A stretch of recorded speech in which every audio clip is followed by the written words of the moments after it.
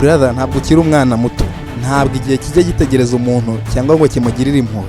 Hari umunsi wazicuza igihe cyawe utakaza none. Uyu niwo mwanya wo kwiyubaka no kwiga gukora ibyiza kurushaho. Wikwibagirwa icyo wasezeranyije ababyeyi bawe ujya kuva mu cyaro, ubabwira ko umunsi umwe uzegukana intsinzi, ko umunsi umwe bazabaho neza kubera wowe, ukabakura mu buzima bubi barimo. Ujya kuva mu rugo waravuze uti ngombe ngarukana intsinzi uko byagenda kose, inzira bizansaba zose. Kuki ubyiyibagije inshuti yanjye? Brother, ntugahangane na bakamugi. Bamwe babyukaga school buses zibategereje ngo bajye ku ishuri, mu gihe wowe wabyukaga ukabanza ugakingurira ihene n'inkoko, hanyuma ugafata urugendo rurerure ngo ujya kuvoma amazi yo gukaraba ngo ubone kujya ku ishuri. Kugeza unganye utyo, famiye yawe ntiyigeze itunga TV.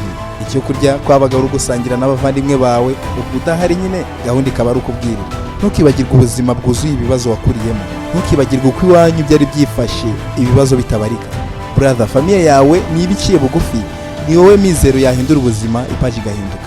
Byuka nshuti yanjye, reka ubujiji, reka imikino y'abana. Mbere yo kuza mu mujyi wari ufite inzozi nyinshi kandi zazamura umuryango. Ntukibagirwe imipango wari ufite, ntukibagirwe icyakuzanye mu mujyi, ntukibagirwe ababyeyi wasize mu cyaro. Dore disi bategereje intsinzi yawe. Nunaramuka ubyibagiwe uyu munsi, ndabizi ko ejo ubusaza buzabikwibutsa, ndetse ikizaba ni ukwicuza ku bintu bitagishoboka. Brother, ibuka ko papa wawe ubwo yari muto mu myaka nk'iyo ufite none, yahatanaga ashakisha nk'uko nawe umeze uyu munsi. Uko mubona none ntukamuseke, ni rwo rwego yagezeho. Ntukamuseke kuko birashoboka ko nawe ubuzima bwakuganisha aho bwamuganishije. Reka ubuzima bwo kwigana abandi, reka ubuzima bwo kumva kuri muto, reka ubuzima bwo kumva ko ugifite igihe gihagije. Hari umunsi uzagera ubona amanywa nijoro bingana n'amasegonda 2. Hari igihe kizaza ubona amasaha 24 adahagije.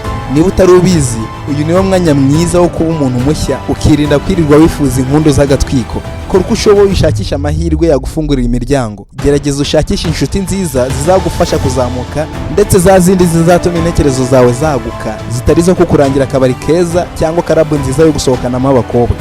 Niba ubyumva nkanjye, urumva ko dufite urugendo rwo guhindura byinshi, sibyo? Yes.